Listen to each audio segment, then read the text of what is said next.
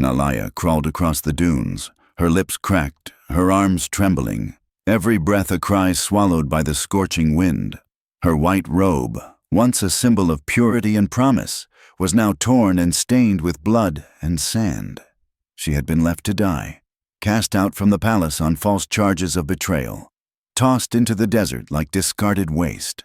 "May the gods claim her," they'd said. "May the sun cleanse her sins." But Nalaya had committed no sin, except speaking a truth the council didn't want heard. Her limbs gave out, and she collapsed onto the burning sand, the sun a cruel eye above. "I won't beg," she whispered. "Not to them, not to the gods." Her vision blurred. The world around her dissolved into silence. That's when she heard it. A voice, deep, low, and wrapped in the grit of survival. "You're not dead yet." She blinked up, barely conscious.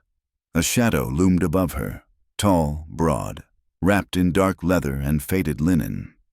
His face was masked, but his eyes burned with something between anger and sorrow. "Who are you?" she rasped. He knelt beside her, pulling a water skin from his belt. "No one you're supposed to remember." The water hit her lips like salvation. She drank greedily, coughing, gasping, clutching at his hand. "Why are you helping me?" "Because I've buried enough people in this sand," he said. He lifted her into his arms as if she weighed nothing. Her head fell against his chest. "You're a warrior?" she asked. "Once," he replied. "Now I'm just a ghost with a blade." "They banished me," she whispered. "Said I deserved to rot out here." "Then they're cowards," he muttered. The desert wind howled around them, but he walked on, each step defiant. She could feel the strength in his arms, the tension in his jaw. He wasn't just saving her. He was carrying something heavier. Guilt, memory, maybe vengeance. "What's your name?" she asked, her voice no louder than breath. He hesitated. "Sahir." She closed her eyes. The name stirred something. An old rumor, a war trial. A man the court said had vanished after disobeying a direct order to execute a child. "They said you were dead," she murmured. "Not yet," he said. "And neither are you." And so, a dying woman and a banned warrior disappeared into the dunes.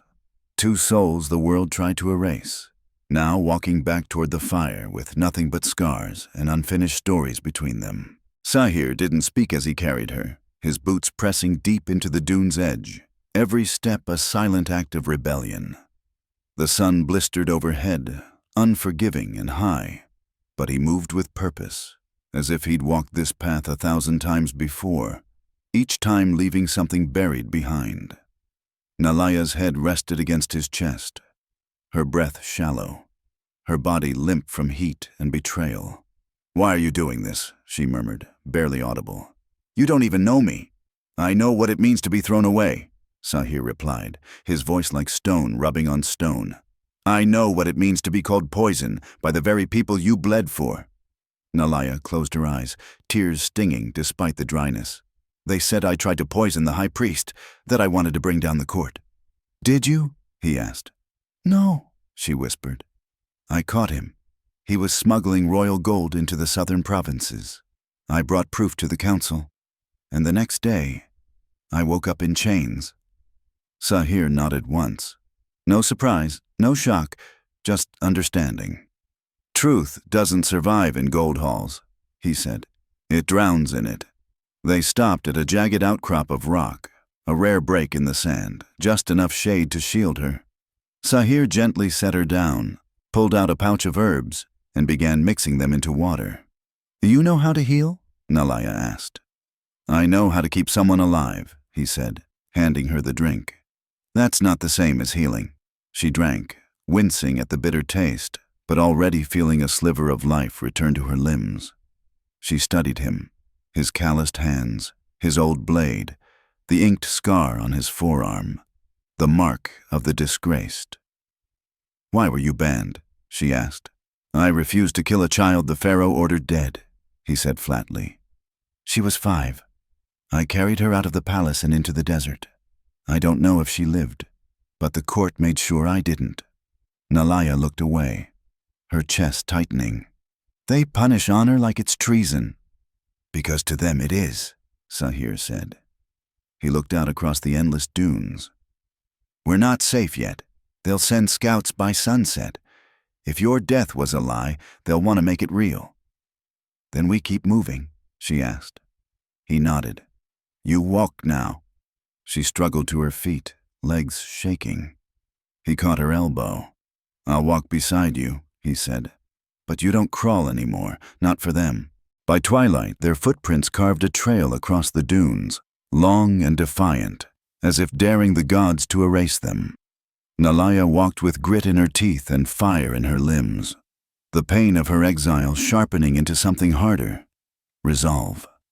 Sahir stayed close, his hand always a breath away from his blade, his eyes scanning every ridge for the glint of metal, the flicker of movement.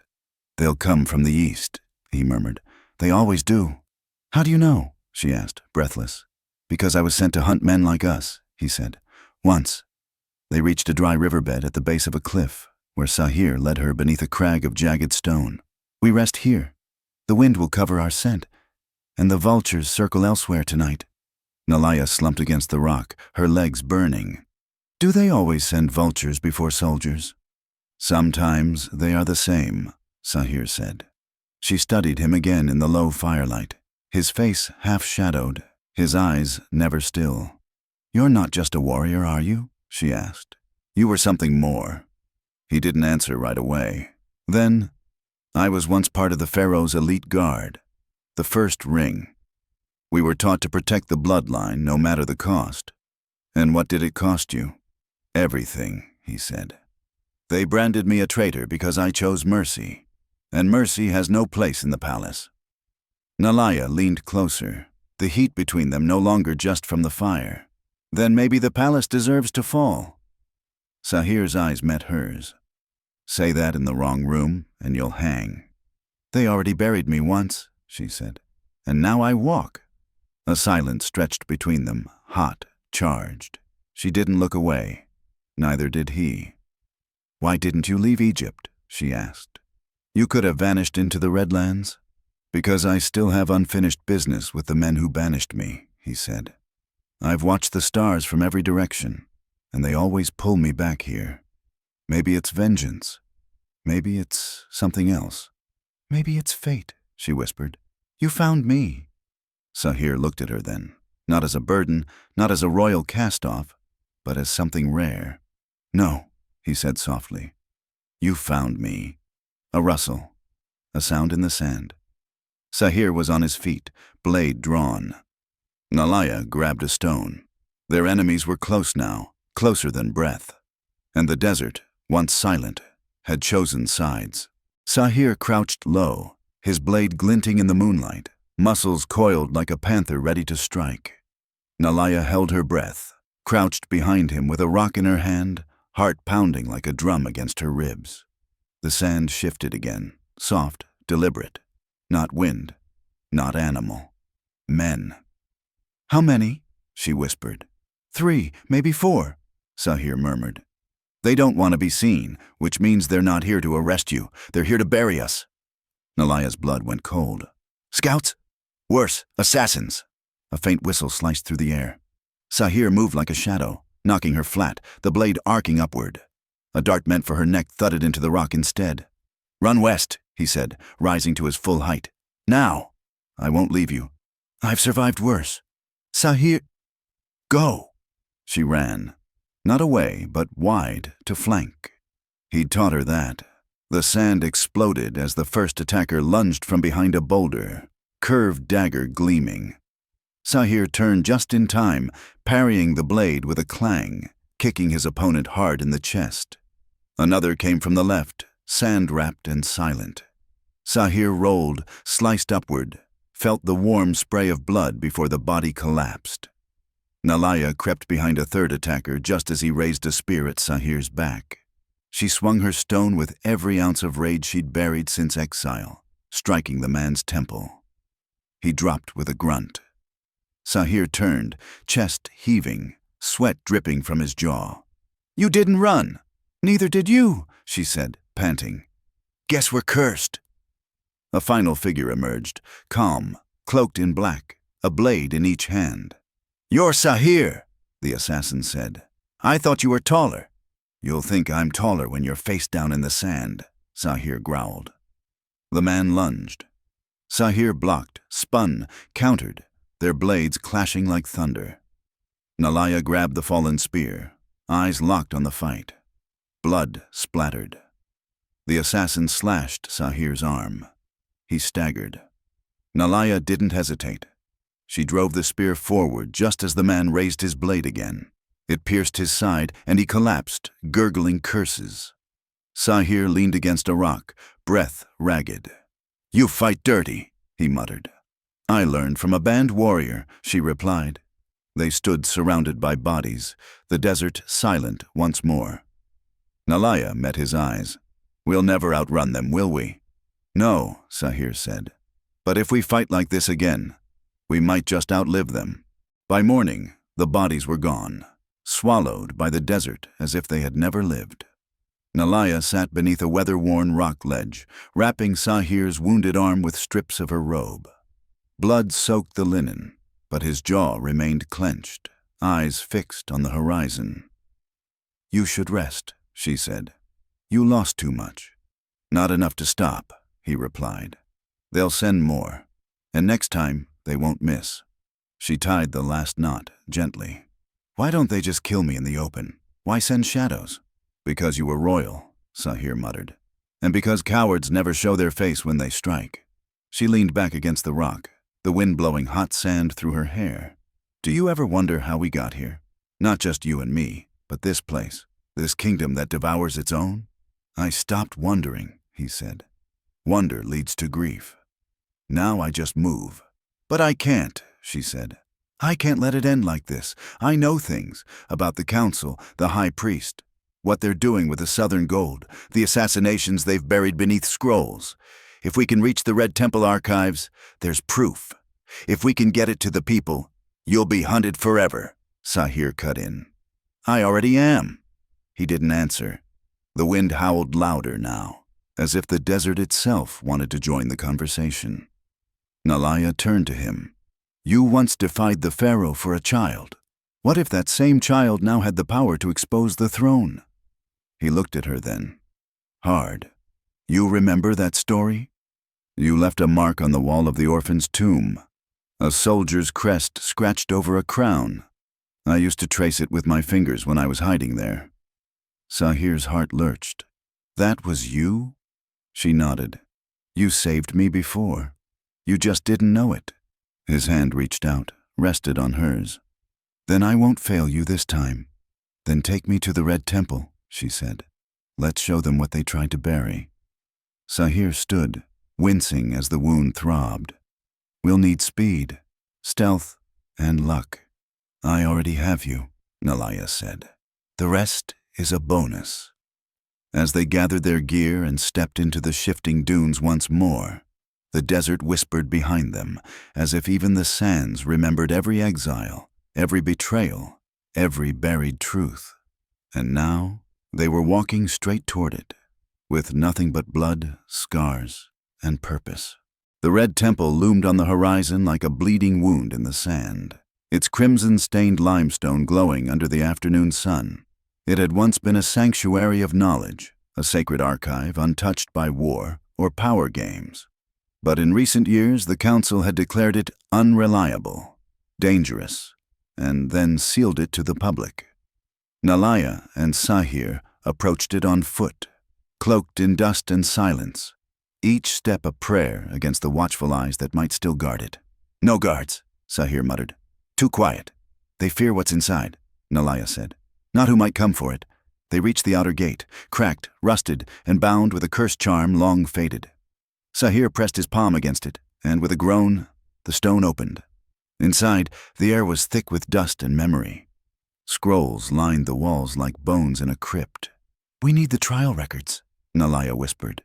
"And the southern ledger, the one with the gold shipments." They moved carefully, her fingers tracing the spines of forgotten truths, his sword ready, steps echoing like trespassers in a tomb. Then she found it. A sealed scroll case marked with the royal crest and the high priest's seal, broken, but not removed. "This is it," she said. Everything they hid from the people. Sahir stepped beside her, studying the aged parchment. Enough to bring the court to its knees? Enough to burn it down, she whispered. Then they heard it. The sound of sandals over stone. Voices. They followed us, Sahir said. Fast. Take the scroll, Nalaya said. I'll distract them. No. You said you'd protect me. I didn't say I'd let you die. She turned to him, placing the scroll in his hand. You're faster, stronger. If one of us has to get this out... Don't, he said. Don't ask me to leave you again. You didn't leave me. You saved me. Twice. Before he could argue, she kissed him. Fierce. Final. Run, she said. He hesitated only a moment, then vanished into the shadows with the scroll. Nalaya stepped into the main hall, alone, just as the high priest entered with 6 guards. You're persistent, he sneered. I prefer dangerous, she said. Where is the warrior? Gone, with everything you fear. The high priest raised his hand. Then let your death buy me time to catch him. Only if your gods are faster than mine. As the guards moved in, she smiled. She was no longer a voice silenced in the desert. She was fire, and fire was meant to burn. Sahir raced through the sandstone corridors of the old temple, scroll pressed to his chest, heart pounding like a war drum. Every corner was a gamble, every shadow a blade. He didn't look back. He couldn't. Nalaya's kiss still burned on his lips, but her voice, calm, defiant, echoed louder. You're faster, stronger, run! Outside, the heat hit him like a hammer. He darted down the side passage that once served as a procession path, now crumbling with age. Behind him, shouts rang out.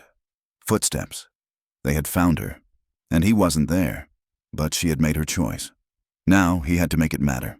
He leapt over the stone barrier and slid down a dune that dropped straight into a dry river gorge. The scroll jostled in his grip, sealed tight. He could feel the weight of it, not just parchment, but proof, the kind that kingdoms fell under. At the base of the gorge, he met a figure cloaked in gray, a contact Nalaya had arranged before they ever reached the Red Temple. A woman, middle-aged, scar across her jaw, eyes sharp. You're late, she said. I had to bleed for it, Sahir grunted, handing her the scroll. Nalaya? Still inside, holding them off. The woman's gaze hardened. Then we get it to the southern magistrates. This scroll goes public, the people rise. Even the royal court won't silence it. Go, Sahir said. I'll get her out. You'll die in there. She's in there. That was all he needed. He turned and charged back toward the temple. As he climbed the ridge again, blood from his wounded arm soaked through his sleeve. His breath came ragged, but his eyes were sharp, focused. Inside, the air was thick with smoke. He smelled it before he saw it. Nalaya had set fire to the scroll chamber. Flames licked the shelves, dancing up ancient stone. She stood in the center of it all, blade in one hand, a guard's blood on her robe.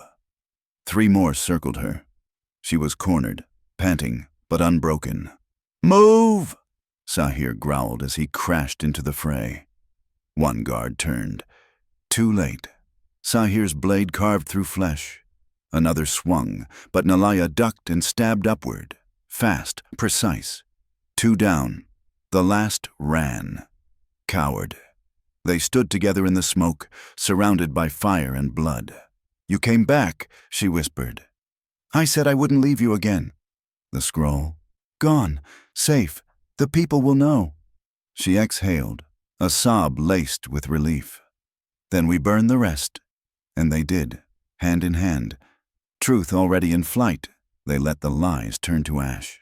By dawn, the Red Temple was a ruin of smoke and shattered stone, its once sacred halls scorched down to silence. But beneath the broken archway, 2 silhouettes emerged, bruised, blood-stained, but alive. Sahir limped, his arm tied tight with Nalaya's sash. She walked beside him, half his weight pressed into her shoulder, yet somehow the steadier of the 2. You should have left, she whispered. And let them write you into a forgotten footnote? He grunted. Not a chance. I almost didn't make it. You did? He glanced at her. You set the fire. You taught me. They reached a ridge overlooking the valley. From there, they could see the smoke curling into the sky like a signal to the gods. And something else. People. Dozens of them. Riders, traders, villagers, even temple scribes. Word had spread. The stolen scroll had reached the southern magistrates, and it had been read aloud. Sahir watched as more riders arrived, many unarmed, some in old battle garb, others bearing banners of forgotten provinces. Not an army, a reckoning. They heard, Nalaya murmured, and they believed. Truth travels faster than gold, Sahir said, but not without someone willing to carry it through fire. She turned to him, eyes wide. The high priest will run. Let him. The people will follow his trail now, not his words. And what of the pharaoh? Sahir's gaze hardened. He let the lies fester. If he wants to keep his throne, he'll have to kneel to the truth. They stood in silence as the wind rushed past them, lifting sand and smoke into the pale morning sky. Nalaya stepped closer. What do we do now? We choose, Sahir said. The people may want to raise you up. You'll have power now. Voice, recognition. I never wanted a throne, she said softly. I just wanted to live without being silenced. Then live, he whispered, touching her face gently. But not alone. Are you asking to stay? No, he said. I'm asking to walk beside you wherever you go. She kissed him, soft this time, with no fire, no desperation, just truth, just choice. Behind them, the desert shifted. Before them, the crowd grew. And between it all stood two people the world had tried to bury, now standing in the open, unafraid. The scroll was gone, the temple destroyed. But what remained was stronger, the will to rise, and no kingdom, no priest, no curse could undo that. They entered the southern capital at dusk. No royal escort, no banners, no trumpets. Just Sahir on foot, sword strapped across his back, and Nalaya in plain linen, her scars worn like badges of truth. But the streets stirred as they walked. People paused mid-step. Murmurs followed them like incense. That's her. She's the one they left in the desert. He's the ghost they couldn't kill. Word had already spread. Not of rebellion, but of revelation. Of a woman who carried the truth through fire, and of the band warrior who bled to protect it. When they reached the magistrate's steps, a scribe stepped forward with a scroll in hand. The pharaoh has issued a decree, he said, voice tight. The high priest has been stripped of all titles. The southern gold roots are being audited. Your charges have been erased. Nalaya looked him in the eye. But not the scars? The scribe swallowed. The court has offered restitution, land, title, a seat in the new council. She turned to Sahir. He didn't speak. He didn't need to. His silence had always been her compass. Keep your throne, she said to the scribe. I didn't do this for gold or chairs in stone halls. She stepped forward, her voice louder now, firm. I did this so no woman is ever silenced in a chamber again. So no guard is ordered to kill innocents in the name of obedience. If you want to honor what we bled for, don't raise us up. Raise your people. The crowd behind them erupted. Not in shouts, but in a thunderous silence. A silence of respect, of understanding. She walked down the stairs without another word. Sahir followed. In the square, a young girl tugged on Nalaya's robe. My mother said you were a royal, she whispered. Nalaya knelt. I was. Are you a queen now? Nalaya smiled softly. No, but I remembered what they forgot. What's that? That a woman doesn't need a crown to be powerful. The girl smiled back. I want to be like you. Nalaya rose. Then never let them choose your silence. They left the city that night. No farewell, no ceremony. Just two shadows on the horizon. Sahir carried no blade now. Nalaya carried no title. But they both carried something greater. They carried each other. And the desert, which once swallowed them in death, now echoed with their survival. Years passed. But the desert never forgot her name. In every southern village they spoke of the woman left to die beneath the sun, the one who walked out of the sands not with vengeance, but with truth. And by her side, always, the warrior who should have stayed dead. Sahir and Nalaya never returned to the palace, never built monuments or sought statues. They settled on the edge of the northern cliffs, where the dunes kissed the sky and the stars burned brighter than any throne. Traders passed through often, bringing news, whispers, and gifts meant for a queen who had no crown. But she never accepted gold. Only questions. "What do I do when they try to silence me?" one girl had asked. Nalaya's reply was always the same. "Speak louder." Sahir taught young warriors, boys and girls alike, not just how to fight, but when not to. "A blade is useless if your silence is sharper," he'd say. At night they sat together beneath a canvas of stars, the firelight flickering across skin lined with healed wounds. Nalaya would rest her head on his shoulder, and he'd draw patterns in the sand with calloused fingers. They never spoke of the Red Temple. They didn't have to. Its ash was part of them now. But even in peace, the world remained restless. There were still kings who feared the truth, priests who disguised cruelty as divinity. And when the calls came, quiet messages delivered on folded parchment, Sahir would sharpen his blade. Nalaya would wrap her scarf. They never left with fanfare, but those who needed them always knew. Two riders, faceless in the storm. A woman once buried in shame. A man once erased by honor. They crossed borders like ghosts. They shattered silence wherever it dared to grow. And they never asked for thanks. In time, people began to leave tokens where she'd once been found, at the foot of the dune where Nalaya had first collapsed. A child's bracelet. A carved wooden heart. A strip of cloth painted with her eyes. Not to worship her, but to remember her. Because she had survived when survival was forbidden. Because she had loved when love was condemned. Because she had walked back from death, and never stopped walking. Sahir once said the desert buried everything, but he was wrong. It buried lies. It buried kings, but it remembered her.